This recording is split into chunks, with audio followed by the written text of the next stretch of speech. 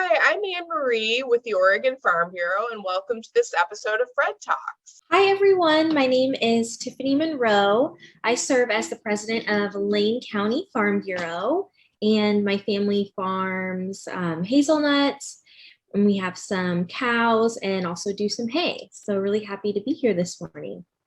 Thanks for being with us today, Tiffany. I heard you had an opportunity to meet with U.S. Ag Secretary Vilsack this week. Can you tell us about it? Yeah, so it was really exciting. Us being all the way out on the West Coast, it means a lot to have anyone at the federal level, cross the country and adjust their schedule to spend time with us, especially now considering all of the major challenges we're facing in our ag and natural resources industries with, ice storms, heat and drought, which have been devastating in every corner and every space of our state. The Oregon Department of Agriculture contacted a few growers along with the governor's office to kind of represent different sectors of ag. And I was fortunate enough to represent the hazelnut industry in our conversations. Oh, fantastic. And because hazelnuts were impacted particularly during the ice storm, is that correct? Yes. So, and it's been several years where different areas, particularly in the Willamette Valley or west of the Cascade Mountain Range, where there's been winters where different areas have been totally either devastated in some cases or have had major damage to hazelnut trees. And some folks had total splitting of trees down the middle. Some had a percentage of loss.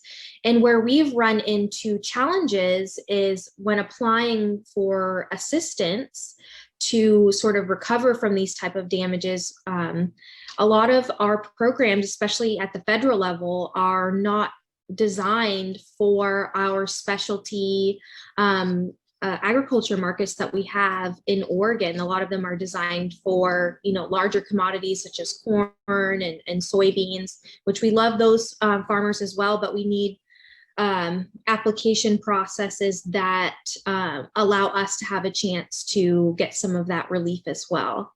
For those who don't know, Oregon is a specialty crop state with over 225 different kinds of commodities raised here. And so, yes, many of those programs are kind of geared toward the large commodities, and we need support for our folks as well. I have to sing some praises to our ODA director, Alexis Taylor, and her team, Governor Brown, as well as Secretary Vilsack, for being well aware and very happy about the type of agriculture that we have in the state and being willing to and proactive about identifying some of those challenges in the process. I'll give you some examples of my family who has farmed hazelnuts for 4 generations, I guess fifth if you count my son. When we applied for federal assistance, we were fortunate because we went to our FSA office, and because we've grown grains before, we were in the system with FSA. But a lot of farmers, especially those that have gotten into filberts or other crops, they may have not had a profile with FSA because a lot of the benefits that exist in that space don't really come out for us. For example, crop insurance, it's extremely expensive, and the qualifying events for you to actually benefit from the policy don't add up. So we were fortunate to at least have a profile with FSA to be able to get the process started. But we found a lot of challenges. There were a lot of really detailed questions. For example, what type of equipment were you operating at? What RPM were you operating it? How much labor was used for cleanup, how much damage was done to a tree, which is really challenging to calculate exactly what percentage of the tree is damaged. And often we find discover a lot of the damage, a year or two after an event has occurred. So, and then with the WIP Plus program specifically, we began our application or completed it in 2019. We still haven't been completely paid for some of those damages. We're still waiting.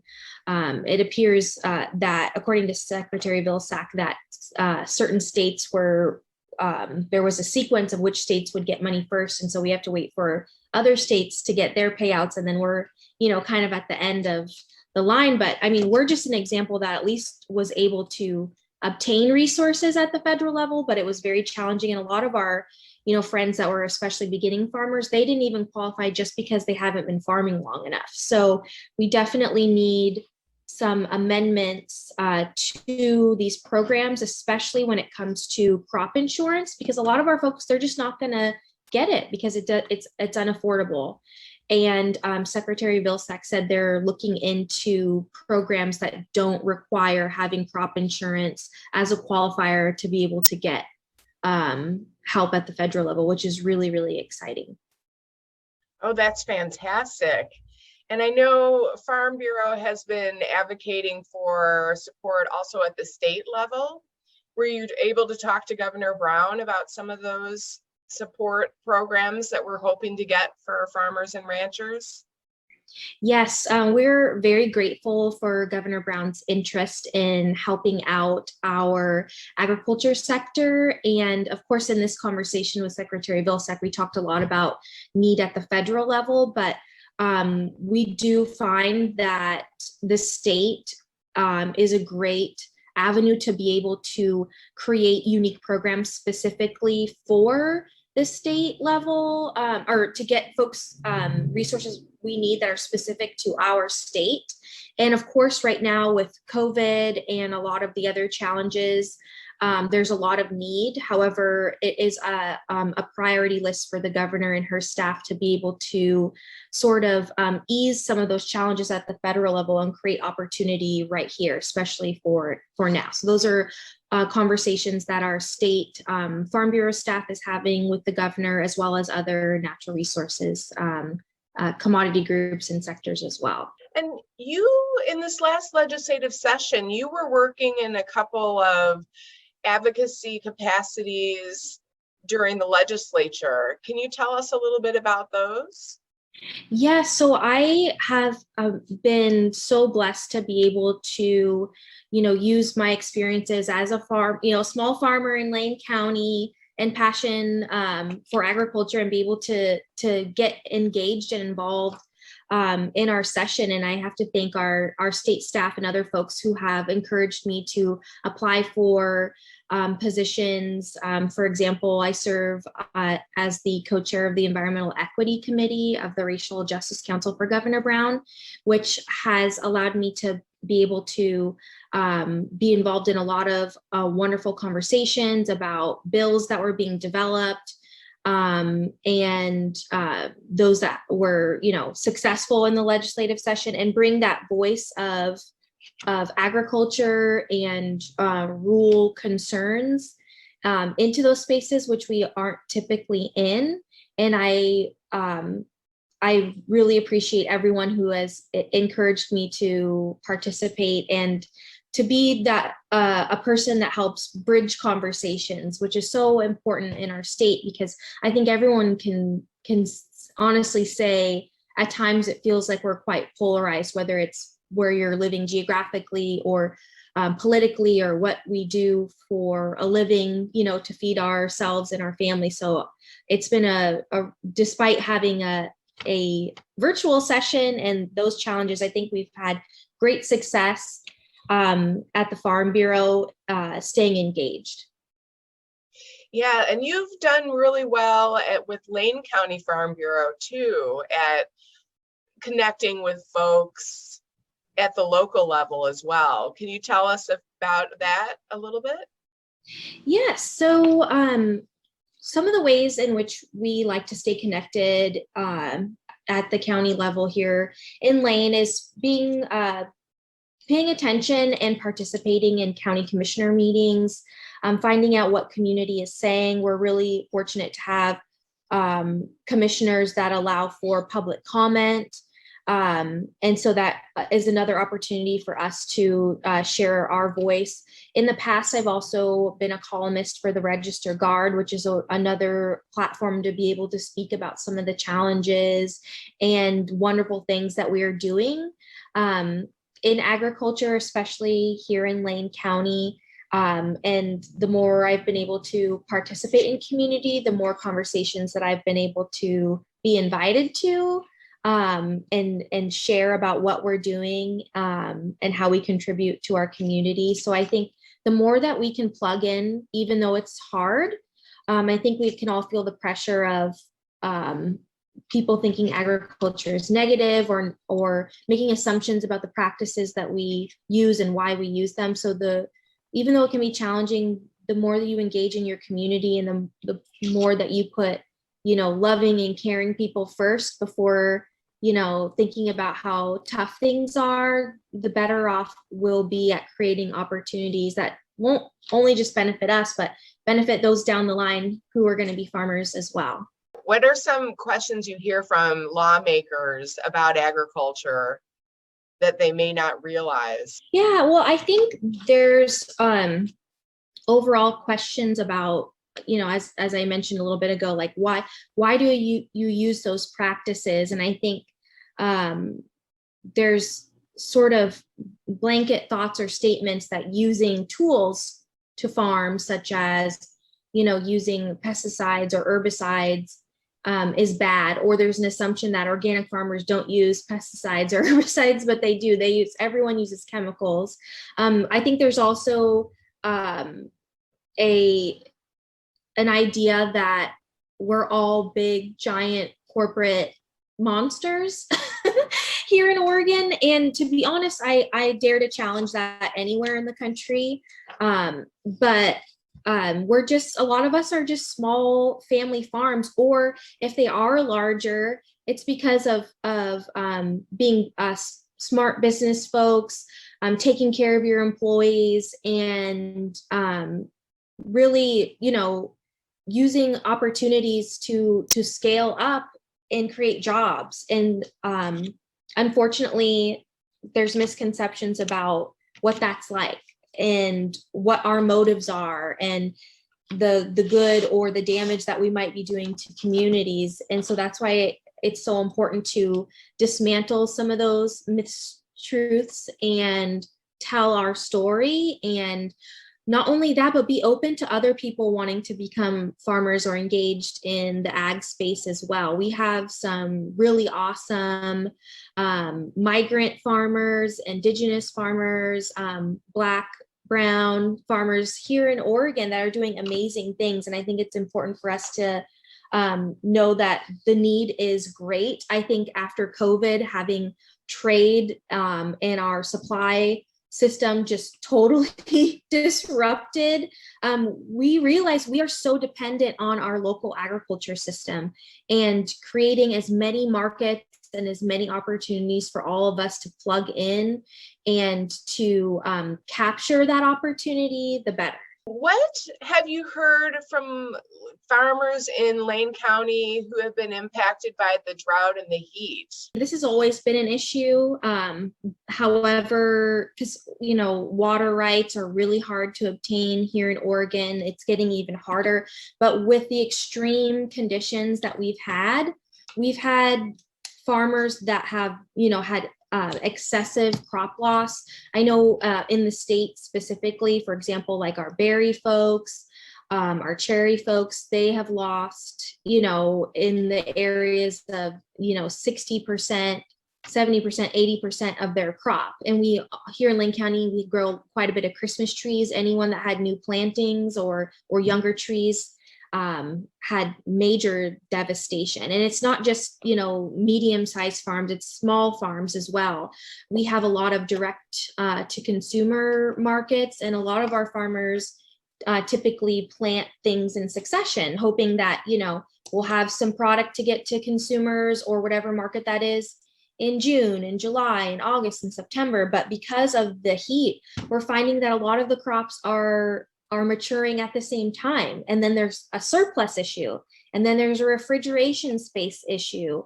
And then the need to process to capture, that crop, whether that's, slicing it and freezing it or whatever, canning, that's a great need that we have. So that way farmers can still at least sell their products and not have them, end up in a compost pile. So we have some serious challenges. One of our successes that we had recently in our area was a irrigation district that was having their pump shut off because of not having a high enough water table in the McKenzie River. And for years, we had been trying to apply to be able to not dig further into the water system, into the watershed, but to trench a little bit farther from the current pumps, so that only in extreme conditions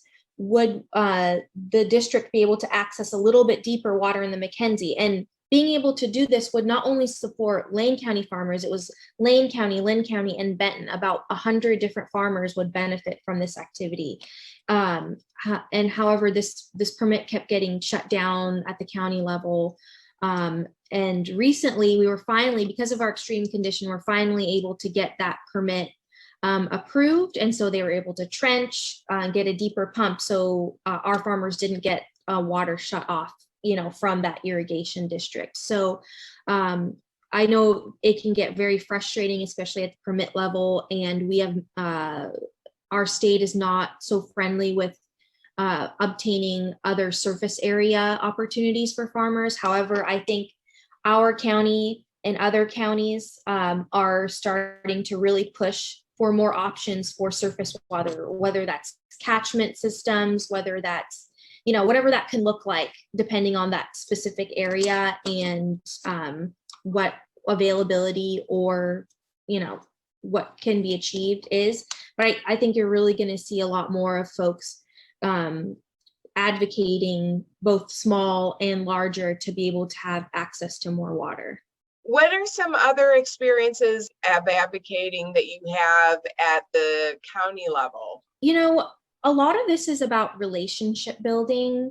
I think we all are more successful with people that we know or trust or have some sort of connection to. And so because of us being in Lane County and having Eugene, the second largest city, or at least I think it still is, in Oregon, and then the rest of it being just extremely rural, we have quite a bit of tension. And I, truly believe that everyone is just trying to make the world a bit of a better place. And depending on what resources or what your life experiences are, you might think it might be this pathway, but when you look other directions or talk to farmers or talk to other folks, because we as farmers need to be talking to people too and know what it's like to live in their conditions. And the more we have an opportunity to connect to each other, to meet each other, to tell each other stories, then the easier it's going to be when it comes to decision time or when policy is coming through, to be able to, improve it or decide this isn't the way to go, we need to go another direction, if we have that sort of trust and open communication with folks. And so here in Lane County, a lot of our effort is dedicated to forming stronger bonds with folks, especially those that you don't typically see across the dinner table. Don't you have a family history with Lane County Farm Bureau? Yes, actually, my grandfather, Thomas J. Harper, was the first Lane County Farm Bureau president. And we don't know what year that was, but hopefully we'll find out exactly what it was. And then just a few years ago, my brother, Brian Harper, served as the president. And so he passed it on to me like a big brother would. What's happening on your farm right now? Well, right now, our hazelnut trees are looking pretty good. We had some major damage in the last couple of years in the most recent ice storm. For some reason, it went around us. We didn't have hardly any damage, which typically we have things worse than anybody. So, thank God, or, Mother Nature, everyone, for giving us a little bit of a break. But we also predict a little bit of an early harvest, much like everything. Our hay came off so fast. I'm sure everyone around the state, feels how quickly this season has moved, but we're hoping for some pretty good yields, and we'll probably start harvesting mid to late September for the hazelnuts. I know hay prices are at really high rates. Did your hay move really quickly? So we're fortunate to basically, self-sustain, our hay with the cows that we have. And then we sell just a little bit, but around the state, there is massive hay shortages. I mean, folks cannot get their hands on it or get enough, and the prices are astronomical. But, that doesn't always equate to once you, process your cows, and it's like expenses are always going up, but you might not, you'll be in the hole at the end. So it's really scary for folks, but fortunately, we basically use our hay to sustain our own cows. Which actually brings me to a really exciting point. Secretary Vilsack said there's going to be a lot of funding resources headed towards meat processing centers, which is super, super exciting, probably for every state in the US, but particularly here in Oregon. I mean, we have to sign up 7 months in advance to slaughter any of our cows, and it's just really, really challenging to get meat to market. So we're really excited about that, but it won't just be for meat processing centers. It's also going to be for aquaculture as well, which we have quite a bit of here in Oregon. So it'll be really good for those folks that are in the protein space. Well, one of the reasons that he was able to secure that funding is because of all the great advocacy of farmers and ranchers on the ground sharing their stories, including you. Absolutely. And I can't echo that enough. I think it's easy for us to pay our Farm Bureau membership or membership to any of the other awesome, advocacy grassroots organizations, and sometimes let that be enough, or maybe serve on a board. But where the magic is being able to share your story with folks. And legislators want to hear from their constituents. I mean, of course, we have like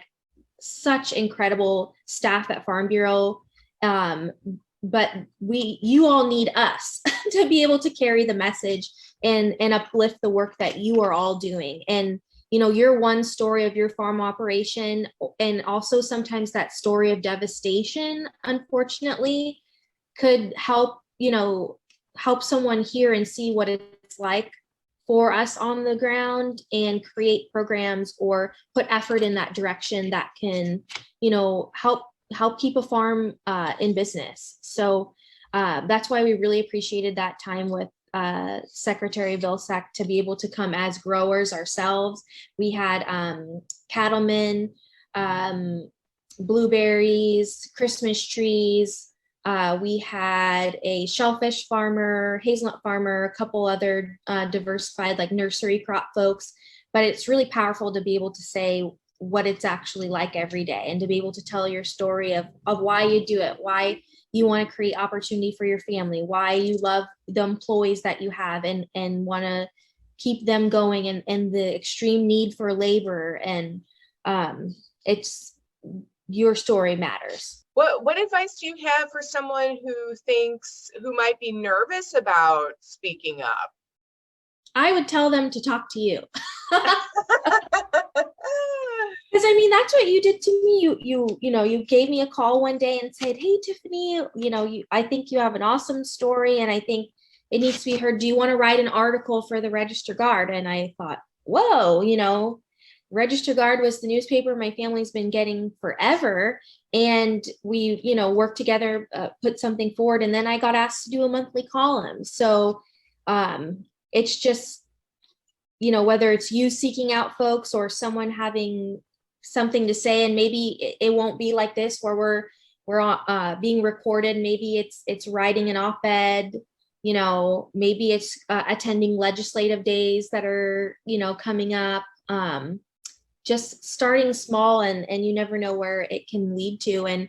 And what's really cool is that your family's watching, your community is watching you, your children, your grandchildren, and the more you engage, the more they learn too. I can say that for my family. Like you asked, my grandfather was the Farm Bureau president. I tagged along with my mom and dad to grower meetings and just kind of absorbed this to where life doesn't feel right unless we're participating in it. What are some things that you love about being a farmer? Pretty much everything. I love outside. I love being able to be connected to the land, and to never be without that connection, and knowing that that's a blessing and that not everyone gets to have that is super important to hold on to that while you are engaging in ag and natural resources, and use that as a way to engage folks as well.